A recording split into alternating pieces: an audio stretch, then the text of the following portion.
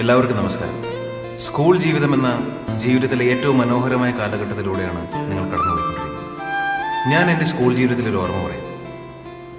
ഞാൻ 5ാം ക്ലാസ്സിൽ പഠിക്കുമ്പോൾ സ്കൂളിൽ എന്തോ തല്ലോളിത്തരം കാണിച്ചതിന് എൻ്റെ ക്ലാസ് ടീച്ചർ സിസിലിക്കുട്ടി ടീച്ചർ ചൂരിൽ വെച്ച് തുടക്കിയിട്ട് നല്ല അടിയതാണ്.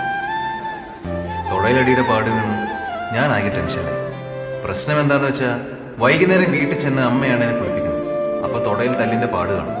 ടീച്ചർ തല്ലിയതാണെങ്കിൽ എന്തെങ്കിലും കുരുത്തക്കേട് കാണിച്ചിട്ടായിരിക്കുമല്ലോ. വീട്ടിൽ നിന്നും കിട്ടും ചീത്തയും തല്ലും. ഞാൻ പനിയാണെന്ന് പറഞ്ഞന്ന് കുളിച്ചില്ല. പിറ്റേ ദിവസം നോക്കിയപ്പോഴും പാട് പോയിട്ടില്ല. അന്ന് ഞാൻ കുളിച്ചില്ല. പക്ഷെ അതിൻ്റെ പിറ്റേ ദിവസം അമ്മ കണ്ടുപിടിച്ചു.